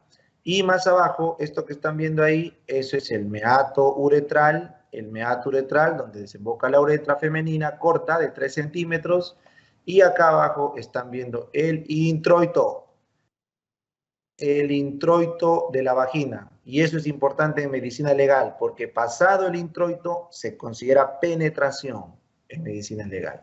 Antes del introito no es penetración, son tocamientos. ¿Está bien? Eso es importante en medicina legal. Y obviamente acá va a estar en una mujer que no ha tenido penetración el himen, ¿cierto? Y en las que ha tenido penetración va a quedar rezagos del himen. ¿Correcto? Correcto. El espacio virtual que se genera entre los labios mayores y la vagina es el vestíbulo de la vulva. El vestíbulo es un espacio virtual que no lo podemos ver en 2D, pero ese espacio existe, el vestíbulo de la vulva. ¿Ya? Acá. Panza Perú. Entonces, resumimos. En la mujer, correcto, el órgano comparado con el varón. La gónada del varón es el testículo y desarrolla la médula. En la mujer será el ovario y desarrolla la corteza. De Müller o paramesonéfrico, en el varón queda el utrículo prostático, mientras que en la mujer tenemos las trompas de falopio, tenemos el útero, tenemos el cérvix y tenemos el tercio superior o cúpula de la vagina. Luego, del Wolf, en el hombre tenemos el epidídimo, el deferente y las vesículas seminales. Y en la mujer solamente quedan los conductos óforos, paraóforos de Gardner, que ya vimos, ¿ya? El seno urogenital SUG, ¿correcto? En ambos te da la vejiga y uretra, acá vejiga y uretra, igualito es en la mujer, pero en el varón da la próstata y en la mujer da la vagina. Los 2/3 distales.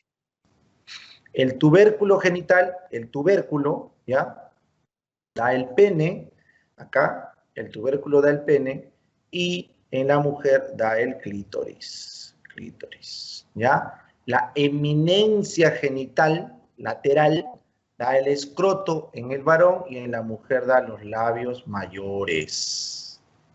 Y el pliegue uretral o el pliegue genital que vimos, en el varón da el rafe del pene y en la mujer da los labios menores, que ya vimos. Y finalmente el gubernáculo en el varón va a dar el gubernáculo testis, ¿correcto? El gubernáculo testis. Y en el caso de la mujer, ligamento ováricos, ¿ya? Ligamentos del ovario.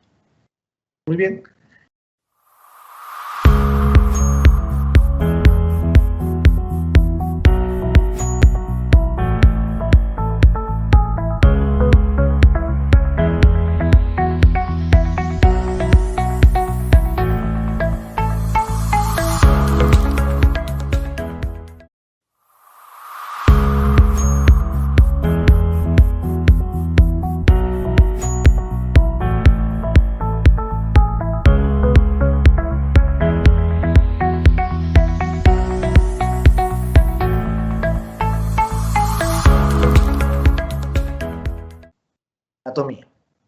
Anatomía. En cuanto a anatomía, tenemos que recordar en la pelvis. Esto que están viendo acá, sacro, ilíaco, pubis, sínfisis, da la vuelta, es lo que se conoce como el orificio pélvico superior. El orificio pélvico superior. Que delimita hacia la parte superior, esto que están viendo de verde, que es la pelvis falsa, ¿correcto? O pelvis superior, y hacia abajo delimita esto que está de color celeste, que es la pelvis verdadera, la que está dentro de la cavidad pélvica, ¿correcto? Vamos acá al piso pélvico, ojo, ya está el hueso, ahora vamos a ver el músculo. Vengan acá, esto que están viendo acá es el piso pélvico muscular. Esa estructura de rojo es el músculo elevador del ano. Músculo elevador del ano. Miren la animación. Se pinta arriba y se pinta abajo. Esto que están viendo acá también es el músculo elevador del ano. Miren la animación. Ahí está. Solamente que es en dos planos distintos. Ese músculo elevador del ano está conformado básicamente por este músculo que viene acá, que es el pubo rectal, luego el más largote, el pubo coccigio, que se ejercita a través de Kegel, y este de acá, el ilio coccigio, ¿ya? Es el músculo elevador del ano.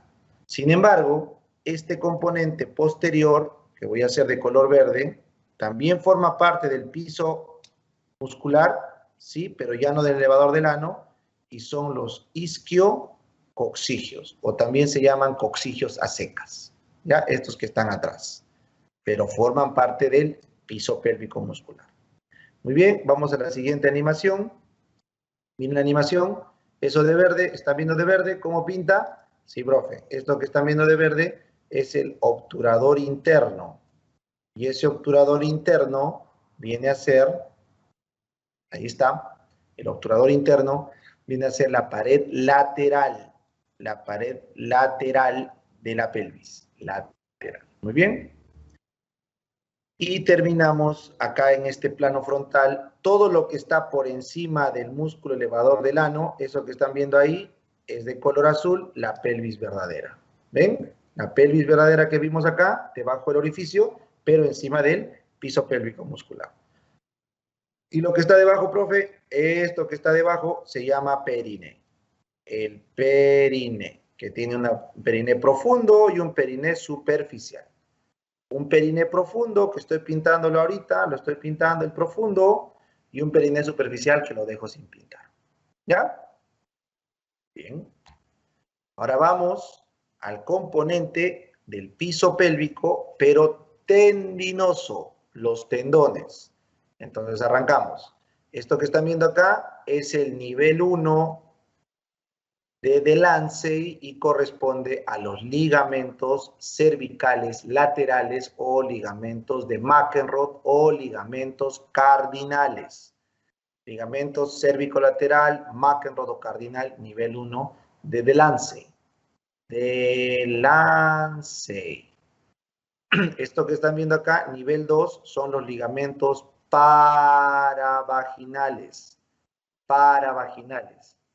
Plano 2 de Delancey, ligamentos paravaginales. ¿Ya? Y finalmente, este que está viendo en nivel 3 es el diafragma urogenital, DU. El diafragma urogenital donde está la membrana perineal. La membrana perineal que divide perine profundo de superficial. Ahí está, diafragma urogenital. Bien. ¿Qué más? Vamos a los ligamentos del útero. Esto que están viendo acá es la vejiga. Esto que están viendo acá es el cervix uterino y esto que están viendo acá sería el recto, ¿no es cierto? Y esto que están viendo acá es el útero, ¿no? Toda esta estructura de la derecha. Entonces, miren, esto que ven acá, este ligamento que ven acá es el útero ovárico. Va del útero al ovario. Este que está más adelante es el ligamento redondo. Redondo. ¿Y por qué es importante el ligamento redondo? Porque le ayuda a que el útero haga la anteflexión. Vamos a poner asterisco. El ligamento redondo da la anteflexión, porque viene por acá el ligamento redondo. ¿Ya? Muy bien. Siguiente. Esos que están viendo ahí, voy a hacer de color verde, esos que están viendo ahí son los ligamentos útero-sacros. ¿Por qué, profe? Porque van del útero hacia el sacro, del útero hacia el sacro, y acá lo vemos hacia atrás. Y este que están viendo acá es el ligamento cardinal. Sí, exactamente, voy a hacer con 2 asteriscos. El ligamento cardinal es el mismo de acá, del plano 1 de Delancey, es el mismo. Y es este que va hacia la pared pélvica, correcto, este que va hacia la pared pélvica. Y acá lo están viendo que va hacia los costados, igual acá, hacia los costados. Bien, y eso es importante porque le da la anteroversión. Esto que están viendo, la anteroversión, doble asterisco verde, es por el ligamento cardinal. La anteroversión es la relación que tiene el útero con la vagina, mientras que la anteflexión es la relación que tiene el cuerpo del útero con el cérvix. ¿Ya? Flexión es cuerpo del útero con cérvix, versión es útero con vagina. Bien. Ahora vamos a conversar del periné, que eso es un poquito más detallado, el famoso periné. ¿Ya? Esta es la imagen final del periné superficial. Esto que están viendo acá, toda esta estructura que va desde la base del pubis, las ramas del isquio y estos músculos transversos del periné superficial, todo esto que están viendo ahí es el periné. Y esto que están viendo acá es el periné superficial. Superficial. ¿Por qué, profe? Porque lo que yo llego a ver acá es el clítoris que se ve en superficial. Estos que ven acá, que son los isquiocavernosos, los músculos isquiocavernosos, estos dos de acá, isquiocavernosos. Estos que están envolviendo al clítoris, ¿correcto? Que vienen desde abajo, que son los bulboesponjosos, que vienen desde abajo. Esto que están viendo acá, bulbo esponjoso, estos dos, bulbo esponjoso, el cuerpo bulbo esponjoso. Y estas pelotitas amarillas que ven acá, estas dos pelotitas amarillas, que son las glándulas de Bartolino. Este orificio es la vagina, el introito, y este orificio es la uretra. ¿Está claro? Muy bien, entonces, eso que hemos descrito es el periné superficial. Nuevamente, tienes el clítoris, más abajo tienes los músculos isquiocavernosos, luego abajo tienes los bulboesponjosos, tienes la glándula de Bartolino y finalmente todo eso es el superficial. ¿Ya? Muy bien. Hasta el clítoris llegan el músculo bulboesponjoso. Ahora, ¿cómo podemos ver esto en planos? Eso es fácil. Vamos a ir de lo más profundo a lo más superficial, ¿correcto? Entonces yo les dije hace un rato qué cosa dividía la pelvis del periné ¿Se acuerdan qué dividía la pelvis del periné? Esto que estaba acá era el músculo elevador del ano, el piso pélvico, ¿no es cierto? Eso los divide. Entonces, acá están viendo, esto que están viendo acá es el pubo rectal, el pubo coccigio y más atrás el ilio coccigio. O sea, estos tres músculos que están viendo acá es el músculo elevador del ano que delimita la pelvis del periné. Perfecto. Así que lo más profundo del periné es este músculo. Luego, inmediatamente después, ¿ya? Como ven en este gráfico, ya acá tienes lo mismo, solamente que este es varón y acá es mujer, porque está la vagina, pues está la vagina. Entonces, el siguiente plano es lo que están viendo acá. Aparecen estas estructuras, ¿ya? Estas estructuras, que es el músculo transverso profundo del periné. El músculo transverso profundo del periné. Ahí lo tienen, tanto en varón como en mujer, el transverso profundo. En el caso del varón, en el transverso profundo están enterradas las glándulas bulbouretrales de Cooper. Las glándulas bulbouretrales de Cooper. Y en el caso de la mujer tenemos estos músculos esfínteres uretrales. ¿Correcto? Esos que están viendo ahí. ¿Ya? Bien. Ahora, eso lo vamos a forrar. Ah, y ojo, ojo, antes que me olvide, sorry. Por acá transcurren los vasos perineales superficiales. Entonces acá los vasos, correcto, de la pudenda externa, los vasos perineales, ramas de la arteria pudenda externa, están acá, a este nivel. ¿Ya? Muy bien. Entonces, estas estructuras corresponden, todo esto que estamos viendo acá, corresponde al periné profundo, que es tapado, como ves, con esta tela blanca que estoy viendo acá, esta tela que están viendo que estoy pintando así, esta tela que estoy pintando así, ¿qué es eso, profe? Esa tela es la membrana perineal. La membrana perineal, que lo forra, lo tapiza. Y vendría a ser la base de lo que están viendo acá arriba. Toda esa cosa que estoy pintando acá de azul, de verde, ¿no? Que parece como una tela que está en el fondo, eso viene a ser la membrana perineal. Y sobre esa membrana perineal recién vemos estas estructuras, lo que les dije. El isquio cavernoso, que vienen a ser los pilares del clítoris, y que luego se forran por un músculo llamado isquio cavernoso. Entonces el isquio cavernoso lo que hace es forrar a los pilares del clítoris.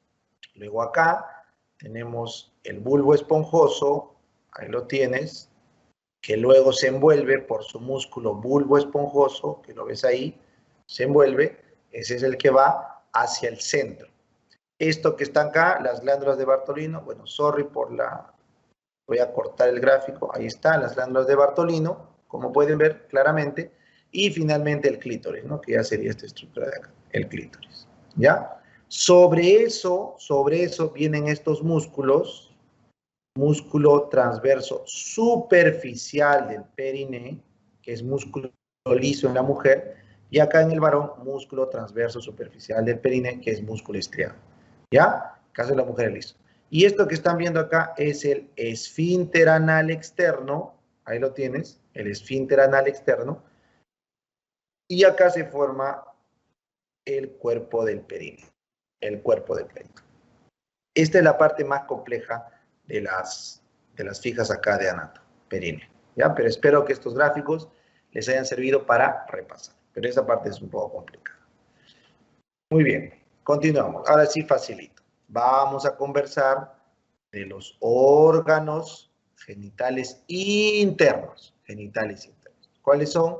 Ojo, los ovarios no, esas son las gónadas. Esas son las gónadas, ¿ya? Cuando hablamos de los genitales internos, trompa de falopio, útero, el cervix, que es parte del útero, la vagina, ¿correcto? Entonces recuerden, una cosa es gónadas, otra cosa va a ser genitales. Muy bien, recuerden que el útero, que las trompas tienen fimbria, 1, ampolla, 2, istmo, 3, intramuro, 4. 4 porciones, ¿ya? Recuerden que el útero tiene un fondo fondo uterino, un cuerpo uterino y el cérvix uterino.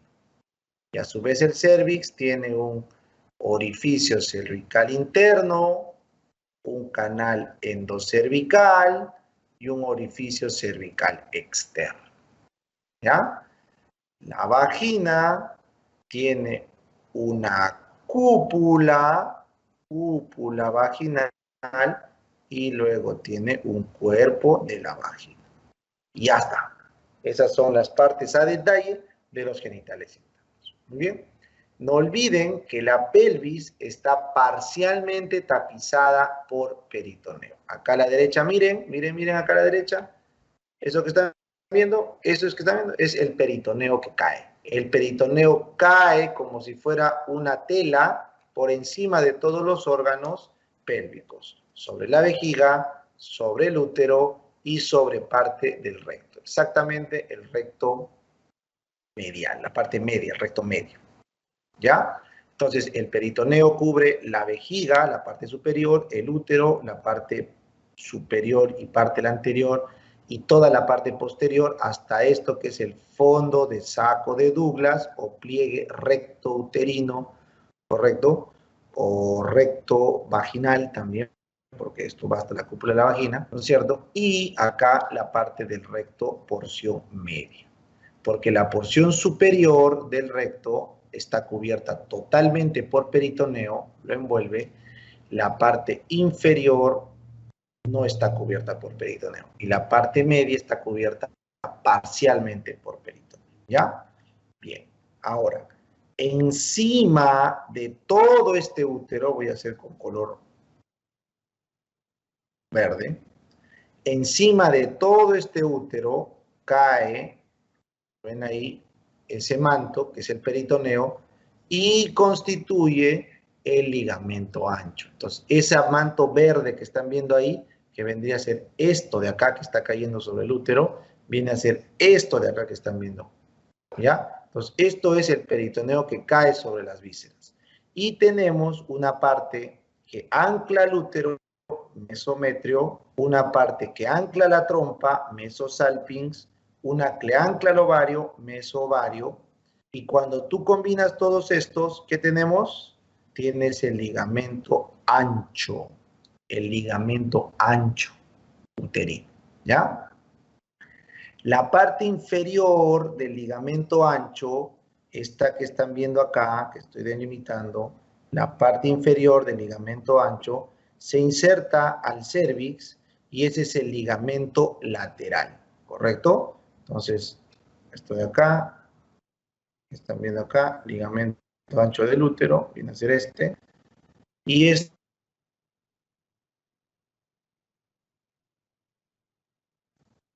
o de McEnroth o ligamento cervical lateral uterino. Ese ligamento que están viendo acá es la parte distal del ligamento ancho. ¿Ya? Muy bien. Ahora, el ovario se une al útero, como les mostré acá, por un ligamento. Ese que están viendo acá es el ligamento del ovario o útero ovárico, ¿correcto? Pero a su vez, el ovario está pegado a través de este ligamento que estoy pintando acá, que está en el otro polo del ovario. Ese ligamento lleva la vena, la arteria y el nervio, lleva el vano ovárico. Ese es el famoso infundíbulo. El infundíbulo del ovario, ¿ya? O ligamento suspensorio del ovario. Es el que está llevando, como ves acá, los vasos y nervios ováricos. ¿Ya? El ligamento suspensorio del ovario o infundíbulo pélvico. ¿Ya? Ahí está. Muy bien, y finalmente habíamos quedado que en la parte anterior superior, por donde está el cuerno, sale este de acá, que es el ligamento redondo del útero. El ligamento redondo del útero, ¿ya? Que se encargaba de la flexión uterina. Entonces, este es el esquema de los órganos genitales internos, su relación con el peritoneo y sus respectivos ligamentos. Bien, ahora vamos con la irrigación. Vamos a hacer fijitas de órganos genitales internos en cuanto a irrigación.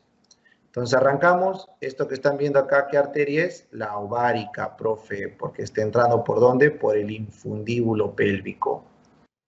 Y esta que estamos viendo acá es la arteria uterina, profe. ¿Cómo sabe que es la uterina? Porque está entrando justo a la altura del cérvix.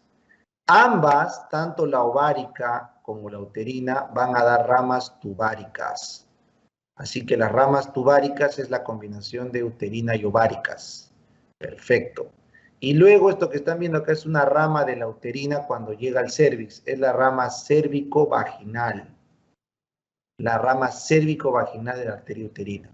No olviden que la arteria uterina viene de la arteria hipogástrica o ilíaca interna, mientras que la ovárica viene de la aorta. Viene de la aorta. ¿Bien? Seguimos. Eso que están viendo que pasa por debajo de la arteria uterina es muy importante. Esto que pasa por debajo es el uréter.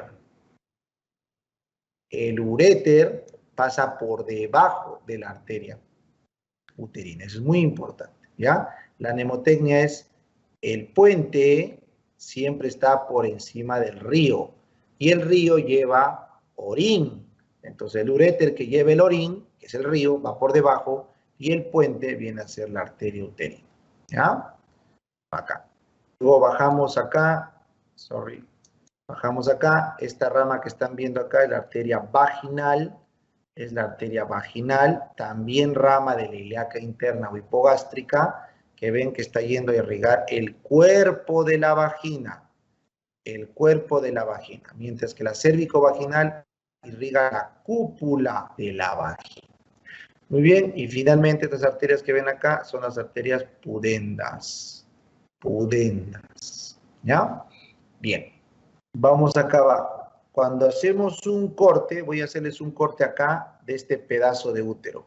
Voy a cortar ahí, como si fuera un pedazo de torta. Ahí está, profe, este es el corte que hice. Ya está. Ese pedazo de torta entonces tiene una parte externa, que es el epimetrio, una parte medial, que es el miometrio, porque es la muscular, y una parte interna, que es el endometrio. ¿Ya? Entonces, endometrio, miometrio, epimetrio, ¿ya? ¿Qué arterias circulan por cada uno de ellos? Por el epimetrio viene esto que es la arteria uterina. Arteria uterina. Y esa arteria uterina va a dar unas ramitas que son las arterias arqueadas, ¿ya? O arcuatas, si quieres ponerle ese término. Arqueadas o arcuatas. Luego estas van a dar en ángulo de 90 grados, ahí estás viendo, las arterias radiales, ¿correcto? Del miometrio. Y estas arterias radiales van a terminar en estas estructuras que son las arteriolas rectas, que irrigan la capa basal del endometrio. Y estas de acá, por acción de la progesterona, se transforman en arteriolas espirales, que irrigan la capa funcional del endometrio. Las arteriolas espirales. ¿Ya? Bien. Seguimos. Vamos a las ramas de las arterias en la pelvis. Arrancamos. Esto que están viendo acá es la aorta, ¿no es cierto? Sí, profe. Entonces, esta arteria de color verde que ven ahí es la ovárica.